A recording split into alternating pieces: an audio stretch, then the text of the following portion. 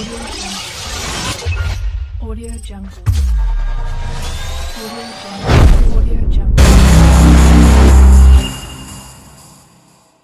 قرآن میں ایک حامان نامی شخص کا ذکر آیا ہے جو کہ فرعون کے منسٹرز میں سے ایک منسٹر تھا۔ حامان لفظ قرآن مجید میں 6 بار آیا ہے۔ قرآن کہتا ہے کہ فرعون نے حامان کو ایک ٹاور بلڈ کرنے کے لیے کہا۔ اسی حامان نامی آدمی کا ذکر بائبل میں بھی ہے، لیکن بائبل میں بتایا گیا ہے کہ حامان فرعون کے انڈر نہیں تھا بلکہ ایک اور بادشاہ کے انڈر تھا جو کہ فرعون سے ہزاروں سال پہلے کا تھا اور مصر کا نہیں تھا۔ اسی وجہ سے کیتھولک اسکالرز نے نبی علیہ الصلوۃ والسلام پر الزام لگایا کہ یہ سب کچھ نبی علیہ الصلوۃ والسلام نے ان کی کتابوں سے کاپی کیا ہے، لیکن آخر وہ غلط نکلے۔ لیٹ 1800s میں ایجپشین ہائیروگلفس لا کو فرینچ اور جرمن اسکالرز کے ذریعے ریوائیو کیا گیا، جو کہ نبی علیہ الصلوۃ والسلام سے بھی 2000 سال پہلے موجود تھی۔ اس اسٹڈی کو ایجپٹولوجی بھی کہتے ہیں۔ جب جرمنی جا کر ڈیفرنٹ آرکیٹیکٹ، کنسٹرکٹرز اور منسٹرز کے ناموں کو دیکھا گیا تو ان میں ایک منسٹر کا نام حامان تھا۔ اس نام کو 1900s میں ڈسکور کیا گیا اور اس کا اسٹیچو آسٹریا میں اب بھی موجود ہے۔ یہاں لکھا گیا تھا کہ حامان فرعون کے انڈر کام کرتا تھا اور وہ کنسٹرکشن ڈپارٹمنٹ کا انچارج تھا، ایگزیکٹلی جیسا کہ قرآن مجید نے فرمایا تھا۔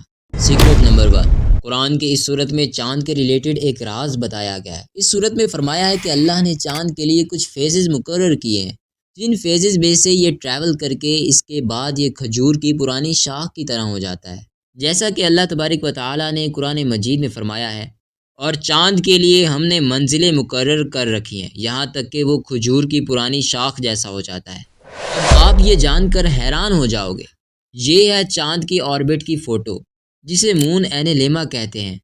اس فوٹو میں دکھایا گیا ہے کہ چاند کس طرح مختلف آربٹس میں فیز کرتا ہے، یہ بالکل کھجور کی پرانی شاخ کی طرح نظر آ رہا ہے۔ سیکرٹ نمبر 2، آپ جب پہاڑوں کو دیکھتے ہیں تو آپ کو یہی لگتا ہے کہ یہ بہت مضبوطی کے ساتھ ایک جگہ کھڑے ہیں، لیکن قرآن کی صورت میں اللہ تبارک و تعالیٰ نے فرمایا ہے کہ پہاڑ ہر وقت حرکت کرتے رہتے ہیں، اور تو پہاڑوں کو دیکھے گا، ان کو جمے ہوئے خیال کرے گا، لیکن وہ بادل کے چلنے کی طرح چل رہے ہوں گے۔ یہ اس اللہ کی کاریگری ہے جس نے ہر چیز کو مضبوط بنایا، بے شک وہ تمہارے کاموں سے خبردار ہے۔ حال ہی میں ایک ریسرچ کی گئی تھی جس سے پتہ چلا ہے کہ پہاڑ ہر وقت موو کرتے رہتے ہیں، جسے سیسمک ریدم کہا جاتا ہے، جس سے پتہ چلا ہے کہ پہاڑ اصل میں ہر وقت موو کرتے رہتے ہیں۔ یہ پہاڑ زمین کی پیدا کردہ سیسمک انرجی سے وائبریٹ کرتے ہیں، لیکن یہ سب بہت ہی چھوٹے لیول پر ہوتا ہے۔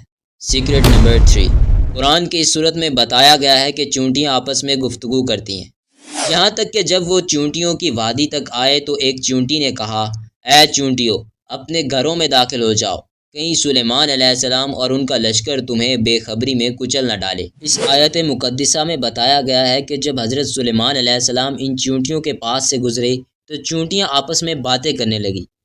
اسی وجہ سے کئی لوگ اس آیت کا مذاق اڑاتے ہیں کہ آخر چونٹیاں آپس میں کیسے بات کر سکتی ہیں، لیکن سائنس نے فائنلی یہ ڈسکور کر لیا ہے کہ چونٹیاں نہ صرف ایک دوسرے کے ساتھ بات کرتی ہیں بلکہ وہ انسانوں کی طرح دوسری چونٹیوں کو دفن بھی کرتی ہیں۔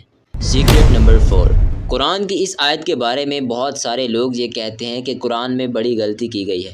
قرآن کی اس صورت میں بتایا گیا ہے، وہ جس نے تمہارے لیے زمین کو بچھونا بنایا اور تمہارے لیے اس میں رستے آسان کر دی۔